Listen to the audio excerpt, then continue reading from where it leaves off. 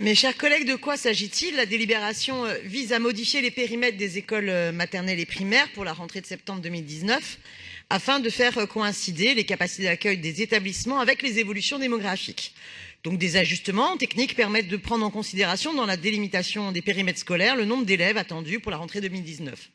Le projet de délibération est le résultat d'un processus de concertation mené par les mairies d'arrondissement avec les communautés éducatives des écoles, directrices et directeurs, enseignants, fédération représentative de parents d'élèves et l'Académie de Paris. Et moi, j'ai plusieurs observations. D'abord, ce nouveau découpage masque le fait que chaque année, depuis 3 ans, nos écoles primaires perdent 3000 élèves. Chaque année, des milliers de familles quittent Paris pour s'installer plus loin en raison des contraintes de loyer. C'est bien la politique actuelle en faveur du logement qui est insuffisante pour permettre aux familles de vivre à Paris. Il ne restera bientôt dans Paris que les très riches, les touristes ou les couples sans enfants plus fortunés. Une politique ambitieuse à l'égard des familles ne peut se limiter à redessiner la carte scolaire. L'exposé des motifs de la délibération prétend qu'un des critères pour modifier les périmètres scolaires est la recherche d'une plus grande mixité sociale.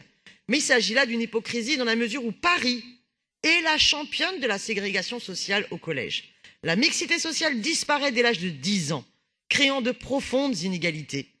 Cette ségrégation sociale provient d'une part des différences de composition sociale entre les secteurs des collèges publics, d'autre part de l'évitement vers le secteur privé des catégories sociales les plus favorisées. 35% des collégiens y sont scolarisés contre 20% sur le reste du territoire et 14% par exemple à New York si on veut prendre d'autres réalités. Très marqué sociologiquement, 72% des enfants issus de milieux très favorisés pour seulement 3% d'enfants défavorisés. La ségrégation scolaire et les inégalités scolaires doivent être combattues en s'attaquant sérieusement à la spéculation immobilière. Et oui, c'est la première chose à laquelle nous devons nous atteler et que nous ne nous attelons pas de façon bien insuffisante. Aux inégalités entre quartiers parisiens et en mettant les moyens au service des collèges publics pour que les collèges privés cessent d'être considérés pour certaines familles comme le seul moyen d'offrir une bonne éducation à leurs enfants. D'ores et déjà, j'avais obtenu la fin des subventions facultatives aux collèges privés.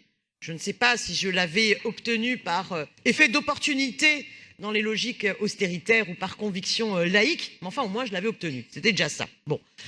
Je souhaite vraiment qu'on poursuive la réflexion et les expérimentations sur la sectorisation multisecteur concernant les collèges, mais vraiment la politique de lutte contre la ségrégation scolaire doit être une politique bien plus ambitieuse en faveur du logement social et qui ne se limite pas à faire 30% de logements PLS et qui ne se traduise pas non plus par de l'hyper-bétonisation, densification. Je vous remercie.